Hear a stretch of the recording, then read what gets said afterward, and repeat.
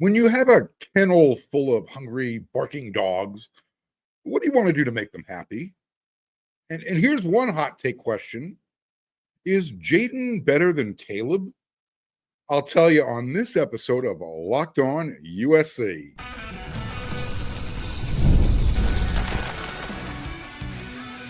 You are Locked On USC, your daily podcast on the USC Trojans, part of the Locked On Podcast Network, your team every day. Hey, fight on, everyone. I'm your host, Mark Culkin, and thanks for making Locked On USC part of the Locked On Network your first listen every single day of the week. Whether you're watching this show on YouTube, wherever you want to download this podcast, always remember this show is free. This show always appreciates your support. And this episode is brought to you by Mazda. Like our players, we sweat every detail because when you make every moment count, pulling off the unexpected is only the beginning. Stay tuned later for highlights in this week's Moving the Game Forward. Mazda, move and be moved. When you have a bunch of dogs who like to hunt for their food, I think the best thing to do, just open up the gate, let them go eat. Let them go find their food. Let them come back all happy doing this type of stuff. You know what I'm talking about if you follow USC football. Land sharks. They got to eat. They got to eat. So Coach Henny, Coach Nua, they've got a pack of quarterback hunters, right? But USC's defense, Coach Antonlynn, his defense is full of alphas. I mean, at all three levels, defensive line, linebacker, and the secondary. You just remind everybody, okay? USC right now, they lead the country in sacks with 16. They're tied for first. Guess what? Saturday's opponent, Illinois, they've allowed 16 sacks, 4 per game, a little over 4 per game. And they have a sack percentage of like 13.68%. That's really, really bad. That ranks 132nd in the FBS. I think there's 136 teams. So yeah, they're battling for the bottom, for the supremacy. They have offensive line problems. Here's the bottom line. If the Fighting Illini's offensive line cannot stop Indiana or Duke's defensive lines, imagine what USC is going to do to their quarterback, Luke Altmaier. Yeah, I get it. Illinois beat Duke, but did you see what happened to Illinois last week when they traveled to Bloomington, Indiana to take on the Hoosiers? It wasn't pretty. It was ugly. So if they can't handle Indiana's defensive line, defensive line, they couldn't deal with Duke. Again, imagine what they're going to have to try and come up with to defend SC's pack of quarterback hunters. I mean, they're coming to eat. Last week against Michigan State, USC's defense, they only had 2 sacks. They only had 7 tackles for loss. I say only. It was an off day, so to speak. But through 4 games right now, USC's defense, they have 38 tackles for loss. That's just under 10 per game, 9.5. And there's only one other team with more TFLs than USC. And that's the team that just embarrassed Illinois 63-10. That you don't like to do the comparison, but you kind of have to in this situation. You look at what happened last week, and you're thinking, well, USC and Indiana, they're actually very similar teams. So what does that mean? Is USC going to replicate what they saw? Here's something else to keep in mind. USC's defense, we know they can get after the quarterback. They also can stop the run. They're only giving up, 92, 93 yards per game right now? And here's another thing. The Illini, they're struggling to run the ball. It's like whatever their weakness is, that's a strength on USC's defense. Maybe that's why USC is considered a 7-point favorite on the road. I mean, talk about disrespect.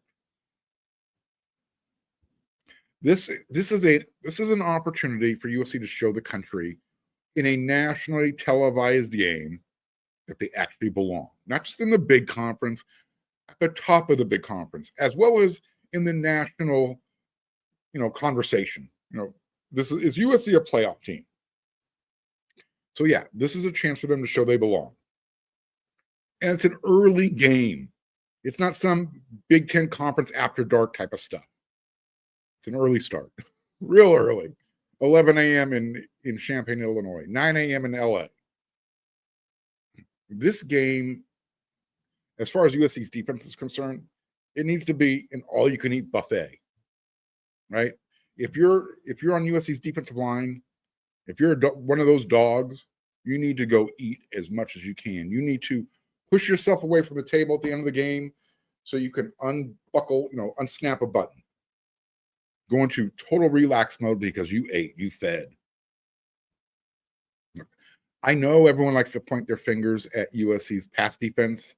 It's kind of a liability because of the big plays they've been giving up, at least one per game. And Coach Riley's he's addressed it. He's admitted it. It's something they have to work on. But the key to another USC victory on the road, especially, it's at the line of scrimmage. Okay, it's not in their back half. It's going to come down to is which quarterback is going to feel comfortable. Is it going to be Jayden Maiava? Is it going to be Luke Altmaier? And here's the thing: Illinois themselves defensively, they're not terrible getting after the quarterback. They have 12 sacks right now. Not 16, but 12 through 4 games. You'll take 3 per game. Here's again, we're doing that. Well, if that's one of Illinois' strengths on defense, getting after quarterback, guess what? USC's offensive line, they've only allowed 3 sacks all season. It's pretty damn good. And 2 of them happened in that Purdue game, and I think I've mentioned this before on a different episode. One of them, you just say, hey, Jayden, get rid of the ball. You held on to it too long. I get it. I think another one he ran out of bounds behind the line of scrimmage. So, again, it's not like USC's offensive line is making Jayden sweat. Hopefully he survives the game type of thing. But this is a game where USC gets to prove that they belong. They're ranked, but they're not getting the, I'm using finger quotes, the respect they probably deserve. I know everybody likes to say, well, you know what, Mark, they're flying under the radar right now. That's fine. That's fine. After this game, if they get to 5-0, they won't be under the radar anymore. They're going to be flying into everybody's radar. They're going to say, all right, yeah, we weren't anticipating USC being this good. Well, they are. Now we got to deal with it. So if USC's offensive line can keep Jayden clean, and if USC's offense just keeps doing what they've been doing, like I said, life is going to be good at the end of the day. They're going to eat, just like USC's defensive line is going to eat. But is there a concern? Sure. I mean, you're playing on the road. I'll say, the time of the actual game, I don't think it matters. I know Coach Riley talked about it after practice, saying how the conference isn't doing them any favors. Last week they had the late game. Following week you have the real early game, and then you compound the fact of what happened the week before at Purdue with the 3-hour weather delay. Coach Riley just wants to make sure his team is fresh for this game on Saturday, and I get it. It's a valid concern. But again, the time of this game doesn't really matter, in my opinion. And USC's already won on the road, so they can, we don't have to worry about that monkey on their back, dragging them down. But if there is one concern, I just want to remind everybody, last year, USC's offensive tackles, they struggled against teams that had a really good speed rusher. That was really evident, against Michigan. Illinois has one of those types of guys. His name is Gabe Jacas, Jacas, I believe it's Jacas. He plays the edge, outside linebacker position. Here's where the concern might come in for some USC fans.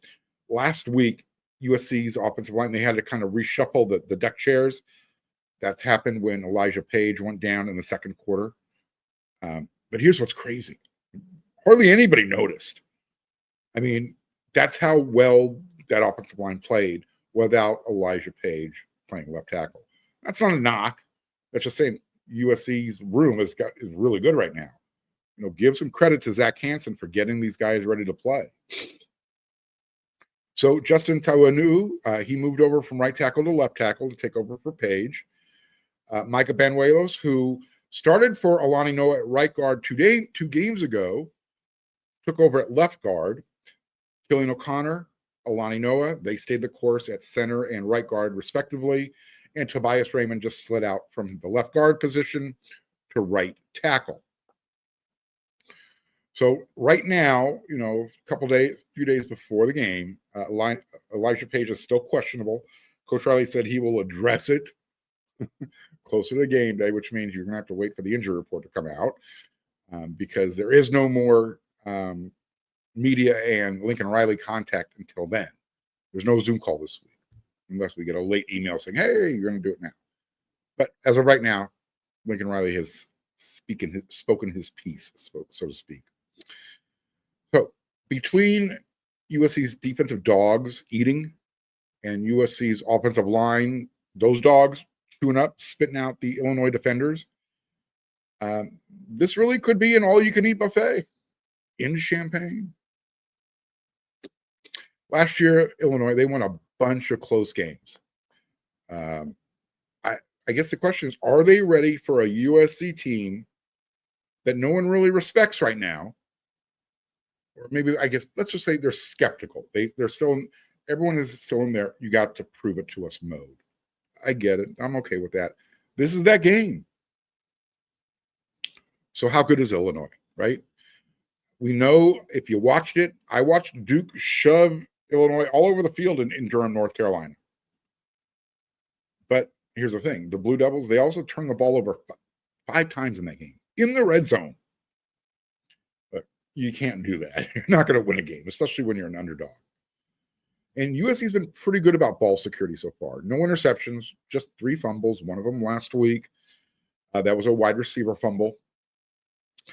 The Fighting Illini, they've been pretty good, too, about protecting the ball. Just 1 interception from their quarterback, no fumbles. So we'll see what happens this weekend. But again, this is one of those road games that I talked about all offseason.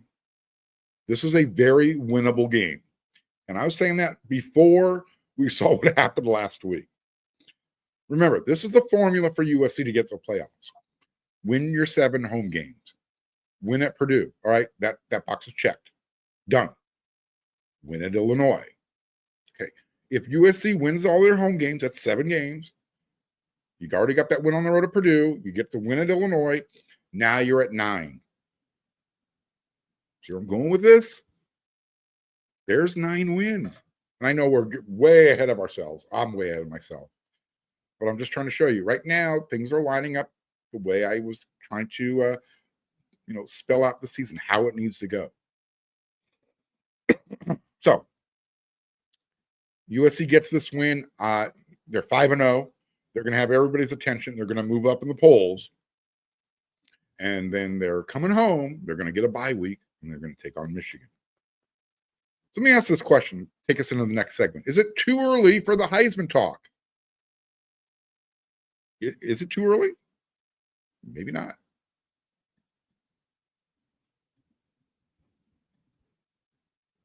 It's almost the weekend. Time to look back and crown this week's MVP on Who's Delivered, powered by DoorDash.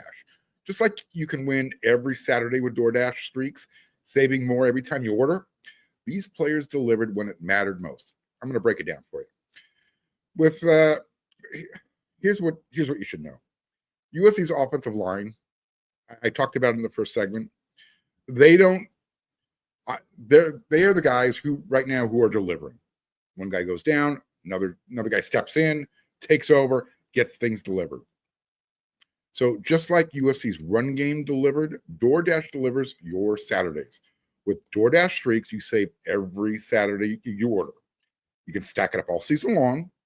And ultimately, you could end up saving up to $250, including $100 in DoorDash credits. So order this Saturday. Keep the streak alive. Fuel your game day only with DoorDash.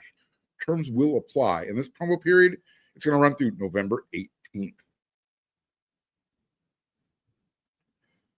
Well, the NFL season, it's here. You already know about that. And FanDuel, it's making sure you're ready for kickoff with a can't-miss offer. Right now, new customers, if you can bet just $5, and if that $5 bet wins, you're going to get $300 in bonus bets. And you can use that across the entire FanDuel app. I mean, hello, talk about invest $5, win, you get $300. That's a heck of a return. So you're going to love using FanDuel because it fits however you like to bet. You got the player prop bets. You got the same game parlays. Maybe you just want to jump into the action live as it's unfolding. Are you ready to play? Download the FanDuel app right now. Right? Just go to FanDuel.com. Get started. That's FanDuel to place your first $5 bet.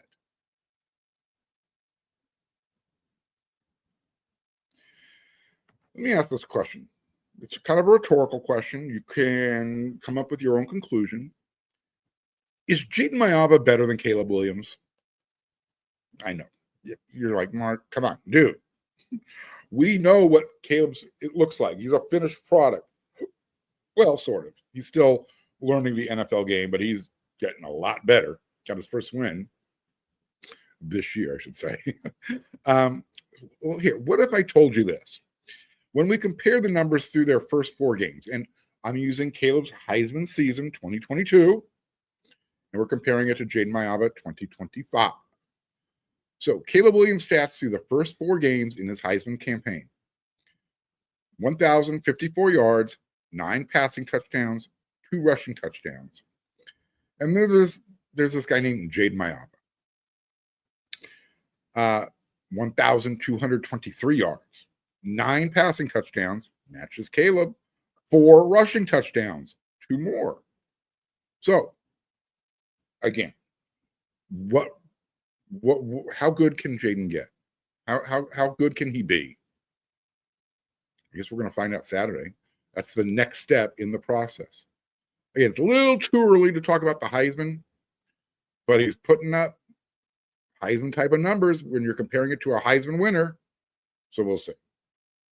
What I really want to talk about is, how well he's playing and how big of a field day he can have Saturday on the road at Illinois. And again, you don't like to compare, what one team did versus another, but it's 1 week after it happened. So last week, Indiana, their quarterback, Fernando Mendoza, had a great day. I mean, a fantastic day. 21 of 23 throwing the ball. Yeah. That's like that Aaron Rodgers game that he had against USC back in 2004. That's good. 267 yards, 5 touchdowns through the air. Here's the other thing. Indiana, they pounded Illinois on the ground for 300 plus yards. That's good. Right? When you're putting up over, 500 plus yards of offense, you're getting the job done. And that's what USC's been doing. So, like Indiana, USC's offense is really balanced right now. I've been talking about it. We know how good the passing game is. I mean, Mekhi Lemon, Jacoby Lane, if he's available, and he was at practice, they have a chance to put up some monster numbers this Saturday. The tight ends for USC, they're going to be open. And Jayden has shown he'll find Lake McCree. He will find Walker Lyons. They're actually running plays designed for the tight ends. It's so fun to watch right now. But getting back to the wide receivers, USC's quarterback, there's going to be a lot of yards after the catch. And that could happen again Saturday because that's what USC's been doing so far. Jayden's just finding the receiver in stride and they're just doing the rest. I thought that just play with your toys. Let them do all the heavy lifting. So just like USC's secondary has been a question mark, guess who else is struggling? Yeah, the Fighting Illini. I mentioned it earlier this week. 6 of their top 7 defensive backs were out of action in that game against Indiana. And when you can throw the ball, that's not a good thing. If you're the defensive backs coach and you're going up against a program that likes to throw the ball like USC, and you don't have all of your best resources, going to be a long day. It's going to be a long day. And that's what happened last week. And I anticipate that's what's going to happen this week as well. They're getting a couple of their guys back, but they're not getting their best guys back. Xavier Scott, he's done. He's probably done for the year. So again, the Fighting Illini, their secondary is banged up. And the guys who played, they got popped for 20 missed tackles. That's why I go back to that yards after the catch. In fact, the Hoosiers, as I mentioned, they had 312 yards on the ground running the ball. I don't know how many of those missed tackles came from the secondary, but they have to help out with run support. Here's another issue for Illinois: their own running game. It's kind of gone pedestrian. It's just meh. It's not that good. They're just averaging 124 yards per game. And that ranks them 102nd in the nation. Again, you're in the lower tier. There's only 130 plus teams. So USC, Indiana, they run a similar type of offensive concepts. But, however, USC has better athletes than Indiana. I think they got better wide receivers. I know Indiana's got Surratt. He's a really good. He's an NFL type of player, but they don't have the depth that USC has. I love USC's running back room. You got Waymon Jordan, Eli Sanders. Hopefully Brian Jackson will be ready to play. I don't know. I'm not sure yet, but he's that guy you want in the goal line situations, in the red zone, pick up those tough yards, 1-2 yards. Waymo and Eli can do it. King Miller can do it, but that's Brian Jackson's job. So they need to get him back as quickly as possible. So as I talked about in the first segment, I'm going to say it in this segment, there is a chance for USC's offense to explode all over Illinois' face. I mean, pop that bottle of champagne and just have the bubbles flowing everywhere. Makai Lemon, he's going to do Makai Lemon things. If Jacoby Lane is healthy, ready to go, he's going to do his thing. We know I have a really good feeling about USC's running game. The offensive line has been doing fantastic. This is why USC is considered a 7-point favorite on the road. I mean, USC's been a little bit disrespected as far as their rankings, getting into the poll. Talk about disrespect. Illinois, it's their homecoming, 7-point dog.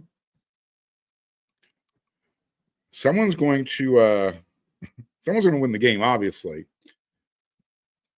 I'm just wondering, is Illinois ready to bounce back after what happened last week? I'm going to talk more about this game with MVP3, Marvin Powell III, on tomorrow's episode, on Friday's episode. That'll have my Friday rant.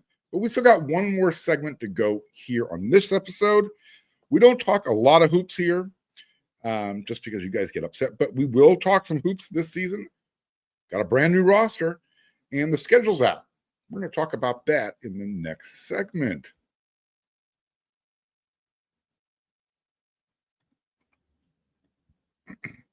This episode is brought to you by Mazda's Moving the Game Forward. For those who believe it's not just about playing the game, it's about redefining it. There are moments that do more than put points on the board. They move crowds, they move the culture, and they keep moving the game forward. USC's offensive line really moving the game forward. I talked about their ability. They're built for safety. Jayden Maiava, he doesn't have to worry about getting T-boned every game. He doesn't have to worry about his blind side. And right now, the Trojans' offensive line, they're making some big holes for the running backs to cruise through. So when you follow what moves you, the unexpected is only the beginning. And just like there's more to every highlight, there's more to a Mazda vehicle. Mazda, move and be moved.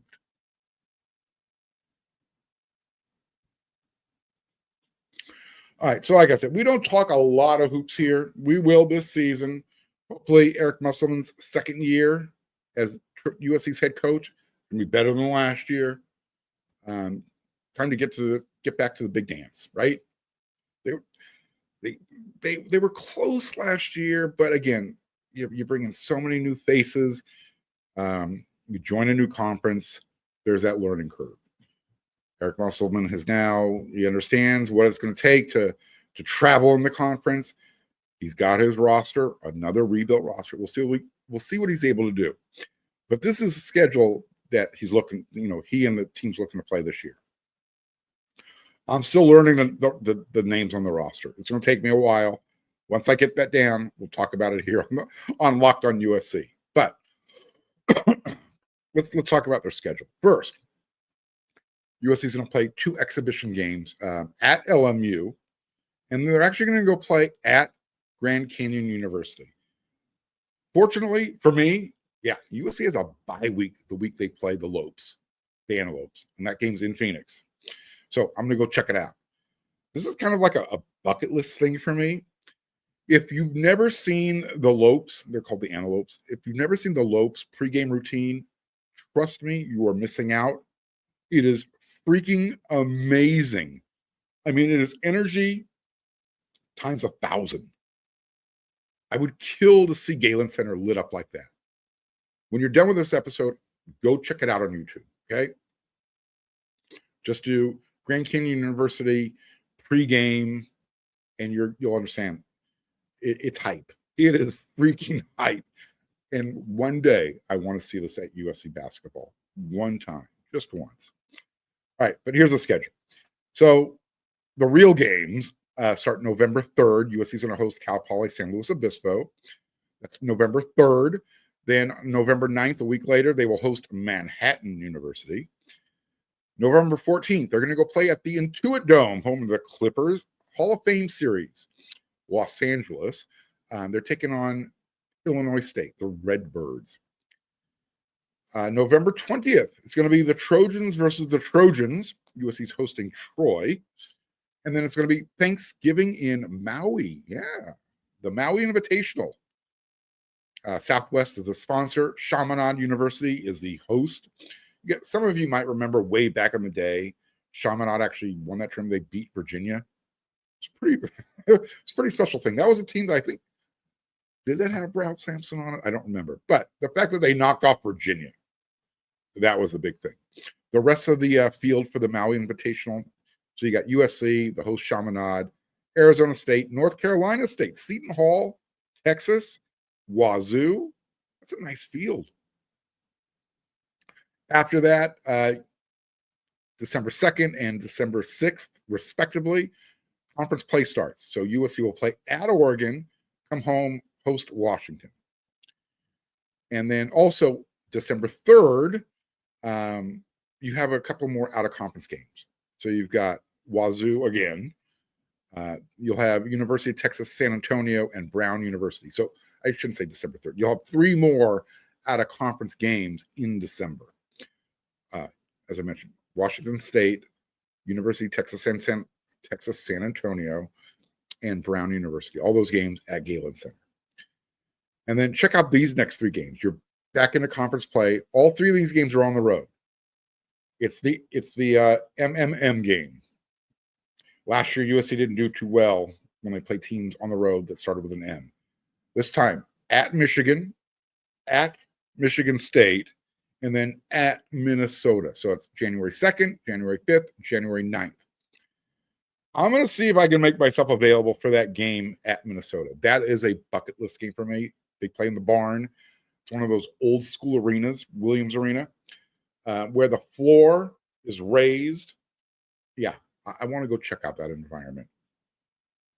So USC plays 3 games in a row on the road in conference, and then they're going to host 3 games in a row at home against Maryland, Purdue, and Northwestern. Then it's on the road at Wisconsin and at Iowa. You come back home for games against Rutgers and Indiana.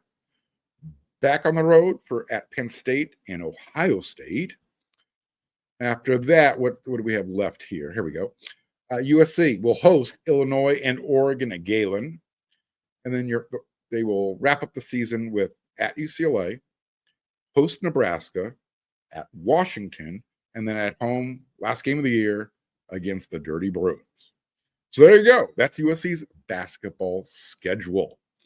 How many of you are going to get out to Galen? How many are going to go support the basketball team? Here's my thing, and this is something typically I would say for a Friday rant. USC, you guys need to step it up. USC fans, you need to step it up. Last year, when Michigan and Michigan State came to Galen Center, there were home games for those schools. It was embarrassing. And it's going to be embarrassing when USC hosts Michigan. Those fans, number one, they travel. Number two, there's a huge Michigan alumni base in California. And I'm starting to hear rumors that a lot of USC fans, especially the ones that sit on the tower side of the stadium, a lot of those tickets are on the open market right now. Trojan fans selling out seats for a profit. I won't say that's kind of UCLA-ish, but it's kind of UCLA-ish. Shouldn't be doing that. If you're going to sell your tickets, you should be selling them to Trojans. All right, this isn't a rant, so I'm going to stop now. I'm also going to stop now because that's the end of this episode of Locked On USC. I'll be back again tomorrow. MVP the third, he'll be joining us. We're going to give our final score predictions for the game. Don't forget, Inside the Trojan Huddle, it's up. It's on YouTube. So when you're done with this episode of Locked On USC, go check it out. Don't forget, $1 subscription special at wersc.com. Take advantage of it. So until that next episode of Locked On USC, everyone, you know what to do.